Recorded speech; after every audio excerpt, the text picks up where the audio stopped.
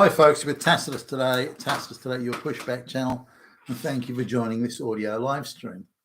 In this essay, I'd like to talk about the issue of, well, not only child support, paying child support following divorce or whatever, but also the paradox, the strange doublethink that the leftist activists, the pro-globalist activists have.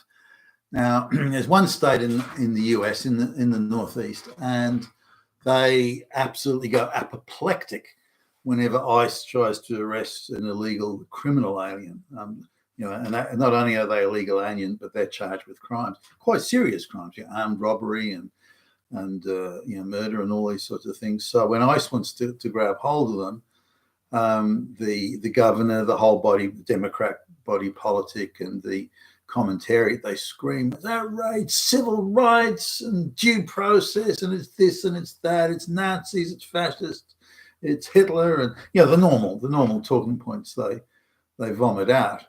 But so now remember, these are illegal aliens and they're criminals and they're being rounded up. I mean, what's wrong with that exactly? But when the same state with the same apparatus and the same resources goes and starts rounding up supposed men who are behind in, or allegedly behind in, their child support, then that's celebrated as a win for women, a win for children. This is the virtuous people. And so then the men that they're rounding up, most of whom are black, by the way, the men that they're rounding up, they are now the Hitlers. So Hitler's, it's very flexible. Hitler can be anyone you don't like, or anyone that's ideologically in the opposite side of the narrative to you. So anyway, just coming back, now the child support thing I became involved in some years ago because I was losing, I was VP of a company that was doing, developing new technologies and new products. And so I had a lot of, really sharp guys like programmers and design, electrical engineer designers, that sort of thing, working there. And I was losing quite a few of them to divorce and also to child support thing. As an example, I'm thinking of here. The guy had been at a high school party, like a high school graduation party. He was 18. He's now, 28 or 30 or something. And so everyone's in they're drinking, they're doing drugs and doing lines and everything. And he hooks up with some chick and she comes to him shortly afterwards. He was like an international student, so he's in another country. She comes to him shortly after, said, "Oh, guess what? I'm pregnant." So she says she doesn't want the child, so he pays for the abortion, gives her the money, and she says, she keeps the money, and then decides to keep the child. And he by this stage has come back to Australia and looks like he hasn't kept touch with anything and doesn't know what the latest gossip is, anything like that. Fortunately, he recorded that he'd given her the money. It was all in writing as an exchange of letters, this sort of thing, and or emails, whatever it was at the time. And then he's about 30 at this point, and he came in one morning to the office, and he was white as a ghost. And what's wrong? And so he tells me that she kept the child. This is the pregnancy that he paid for the abortion. She kept the child, and now he's being hit up with 12 years or thereabouts of back child support. So it's going to be somewhere like $250,000 plus fines and various other costs that go with it. It's going to be pushed $300K. So. And, they found him and they're onto him, and somehow they got his address and all the bits and pieces. And anyway, I don't know how that bit worked out, but he'd gone to a hearing and like in a local court here in Australia. And he said, well, look, I've paid for the abortion and here's the documents. If she reneged on the deal, that's not my problem.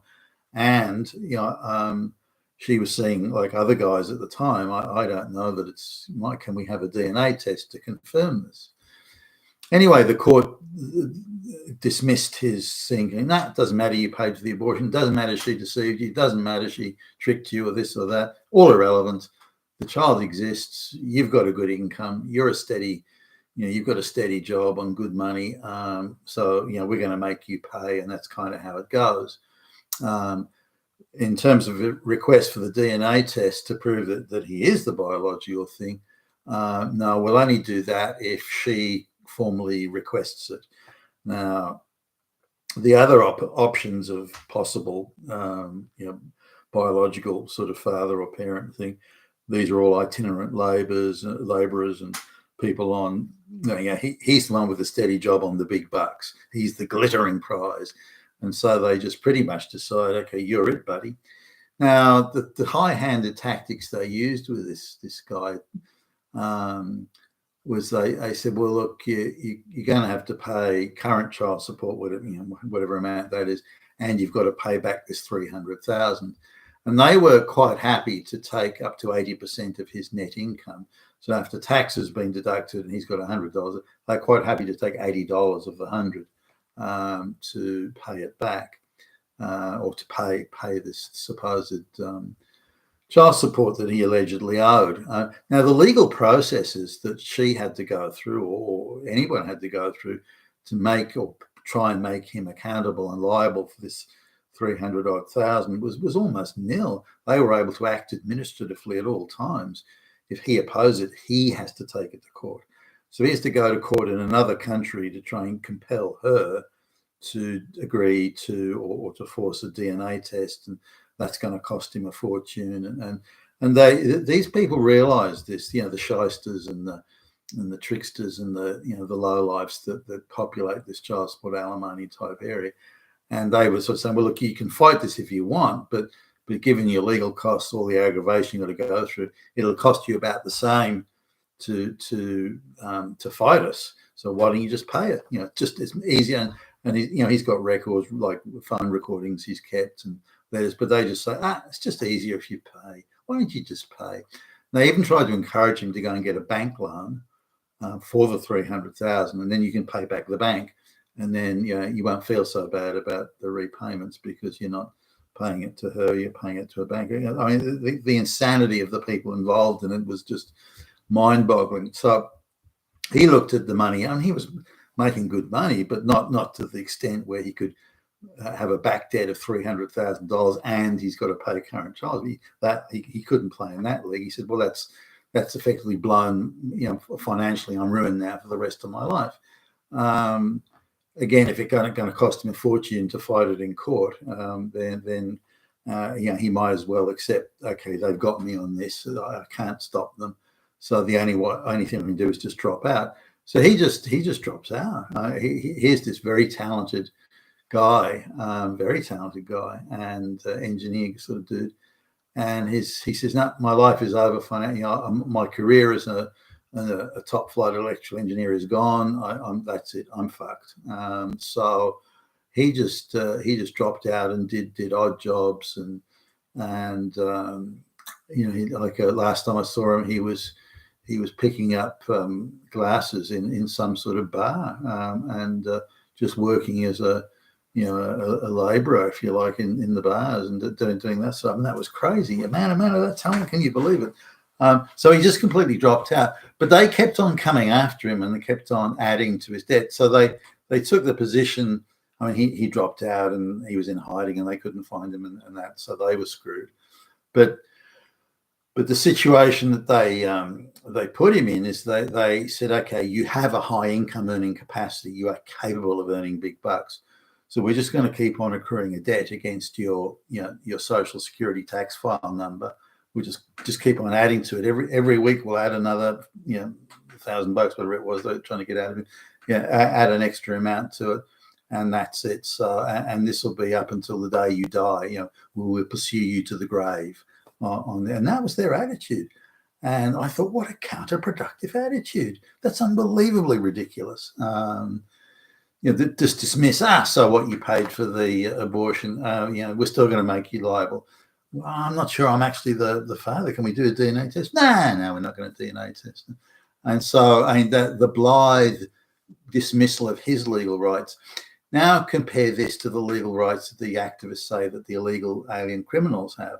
They have legal rights coming out of their ass, legal rights upon legal rights, due legal process, blah, blah, blah, blah, blah, blah. They're entitled to everything. But this guy, his legal rights were trampled over, spat on, shit on, pissed on. He's got no legal rights. Now, if he were able to go to court and say, look, I paid for the abortion here, any judge worth a pinch of shit would say, okay, well, look, you've done the right thing, and then round on the woman and say, look, why did you deceive this man? Why did you trick him? You now have to face the consequences of your treachery and trickery and your deceit and so on. But no, the judge doesn't do that. As soon as the man says, well, look, she was seeing a lot of guys at the time, so can we have a DNA test? Perfectly reasonable request, perfectly reasonable. And you want to make sure that the person made liable for the child support is the person, who is liable, as in biologically. But that was dismissed out of hand. And this is really the whole narrative and the whole structure of child support and alimony. It's loaded very, very heavily on one side, that the state can act arbitrarily, unilaterally, and administratively in pursuing men. Whether or not they actually owe the child support is one, whether or not the child's even theirs, or they've got anything to do with it. Most of the time, if not all the time, or nearly all the time, it's the woman's allegation, it was Billy Bob, I was Jimmy Jack. It's just that. That's all the evidence that the state has.